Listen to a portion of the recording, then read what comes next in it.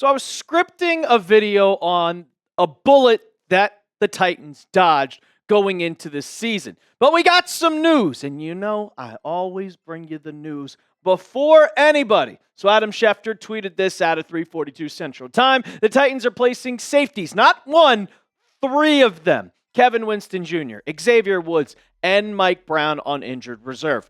All their seasons are done. There's only 3 games left, and you got to miss a minimum of 4 games. But the Titans are also signing Eric Hallett, Sanusi Kane off the Lions and Ravens practice squad. It was a good season for Kevin Winston Jr. and Xavier Woods, but honestly, after being kind of eliminated from playoff contention, it's good to just shut them down. Don't want to force them back for injury and get them ready for next season. But we'll get a whole breakdown of these guys and the new guys they bring in at a later date. But for now, let's get into today's video on how the Titans dodged a bullet.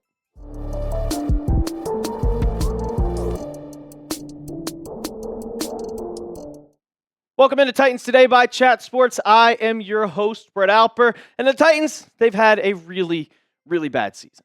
It's 2-12, another season of where you're eliminated from playoff contention. You're going to be in the top 2 to top 3 in the NFL draft. But Mike Borgonzi has shown that he has been a competent GM and also making a great decision in the offseason. And you dodged an absolute bullet trading away Kenneth Murray in the offseason. Let's go all the way back to January 17th. That was the day that Amy Adams-Strunk and Chad Brinker brought in the former assistant GM for the Kansas City Chiefs. And coincidental? Well, Mike Borgonzi leaves the Chiefs, and they don't make the playoffs this year. They've been eliminated. So Titans actually got a little smart move going there. But he was hired on January 17th, and he was already starting to make moves. And I think now that the Titans are eliminated from the playoffs, their season's pretty much over, they're already thinking about the offseason. So I think it's time that we start thinking about the offseason. Start thinking about mock drafts. Start thinking about possible free agent targets. So if you're ready for offseason content, go ahead, hit that thumbs up icon, and like the video. If we get enough likes, maybe we'll start doing this offseason content a little bit earlier. Back to Mike Borgonzi after he was hired on January 17th. The first move that he made was trading away Kenneth Murray Jr., a tenured linebacker in Tennessee, one of your quote-unquote best players that you had, but also on a major contract. And this was the first thing that he did. And he traded away in a literal pick swap. Kenneth Murray Jr., the linebacker, going to the Cowboys, and it was a pick swap. Titans got the 2025 6th-round pick, and they also received a 2025 7th-round pick. What did the Titans use with that draft pick? Well, they got a running back. They got the 6th-round pick out of Michigan, Khalil Mullings, and you could see by those stats right there. He has not done much. In the season, only had 1 carry. He was on IR for a little bit, but come back. But he has not been a big impact for the Titans offense. He has played a little bit of special teams. He has been solid on that end of that side of the football. But Kenneth Murray Jr. has been a disaster for the Dallas Cowboys. And getting rid of that contract, it feels like a blessing in disguise. If you look at the stats that he has accumulated throughout the 2025 season in 14 games played, 74 tackles as a linebacker, guys. 4 tackles for loss. Only 1 sack, 2 PBUs, but the big one more than anything that we see, a PFF grade of 38.4. It's one of the worst in the NFL. He has been horrid. And the Cowboys have seen that. The first 3 games, he was automatically going to be that starting linebacker. You could see an average of 62.6 snaps. But it's gone from pew all the way down. And in the last 3 games, they've said, well, you're done, Kenneth. And they only playing him 31.3 snaps per game. That has dropped 50%. He has basically been benched.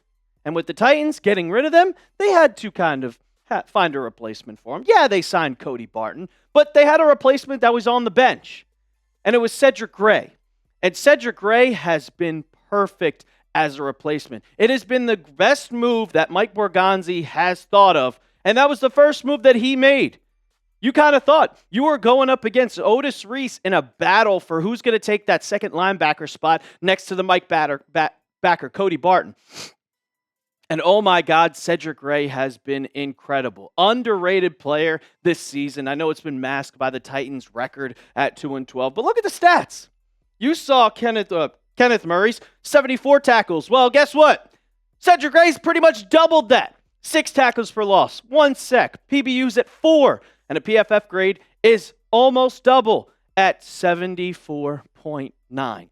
He has been such a better player than what Kenneth Murray has been for the Dallas Cowboys. And the fact that Mike Borgonzi saw that, the fact that he saw kind of, this is going downhill, it has been an overall great move by the Titans. There's been many moves. There's been also a little bit bad moves, like Dan Moore Jr. getting $86 million. Or $82 million. That's a bad move. But overall, I think Mike Borgonzi sees the bigger picture. I think he has a future plan to get the Titans slowly but surely rebuilding. You drafted Cam Ward. You're getting rid of all the veteran guys to get rid of the cap space so you can go and pay a lot of players going into free agency, getting those draft picks, drafting those prospects.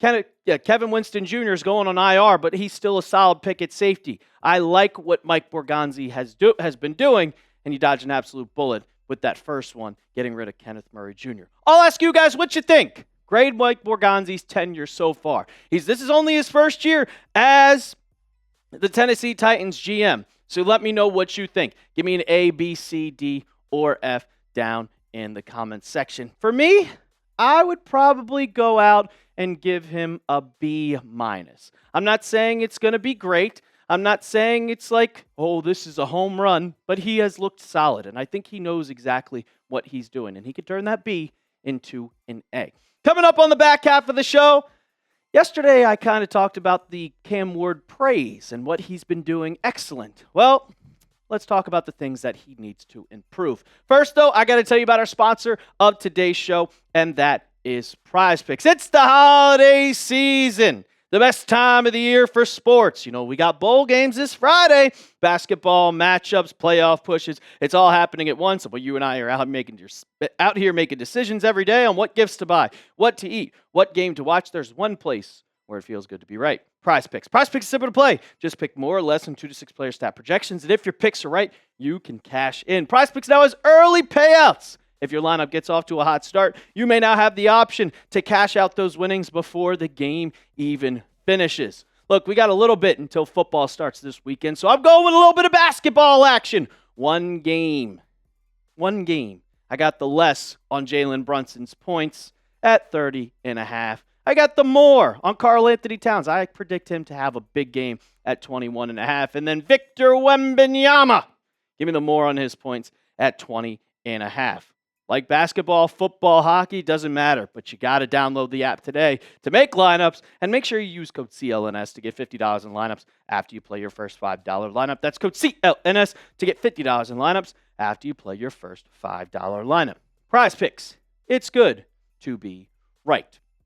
So we've seen Cam Ward be a little bit Mahomey in his recent couple of games. He's been great. He's thrown 7 touchdowns and 1 interception in his last 5 games. He's had over a 60% completion percentage. But he needs to fix his deep ball.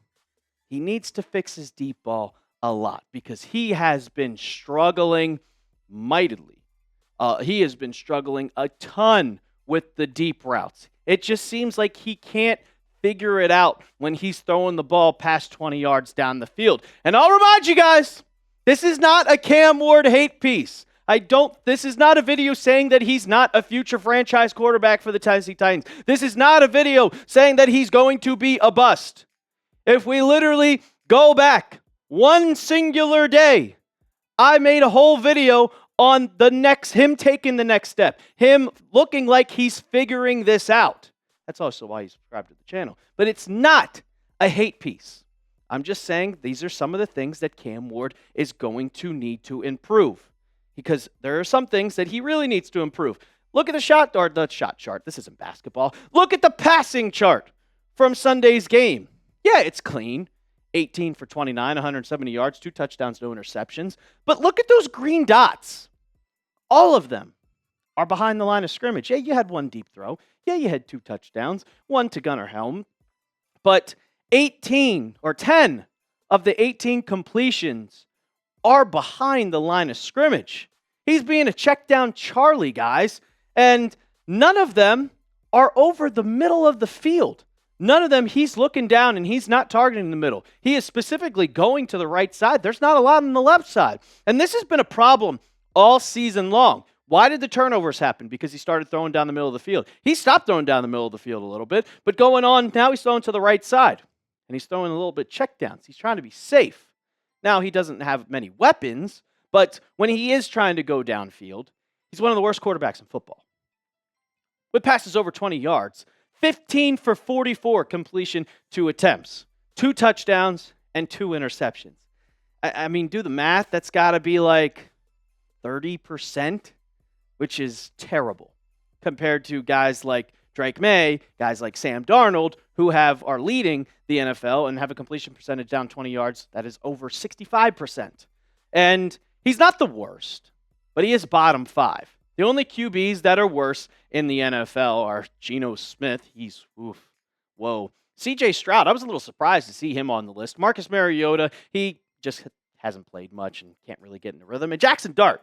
But Jackson Dart has no weapons, just like Cam Ward. Jackson Dart is another rookie quarterback that is throwing the ball to Darius Slayton and Jalen Hyatt. Cam Ward is throwing the ball to Elike Manor, Chimere Dike, and Van Jefferson.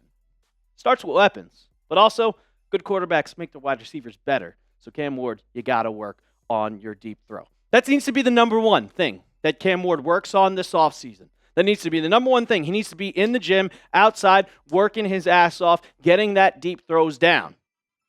And this is why I've made an emphasis. Why the new head coach, whoever the Titans hire, needs to be an offensive-minded coach, offensive-oriented coach, so you can make Cam Ward progress, so you can develop Cam Ward into a top quarterback. Because if you get a defensive-minded guy, I don't know how much of those deep balls are going to develop into a deep ball passer, because you're going to be focused on your defense. You got to focus on your franchise quarterback. Hire an offensive guy. Before we get on out of here, I'll ask you, are you concerned about Cam Ward's deep ball?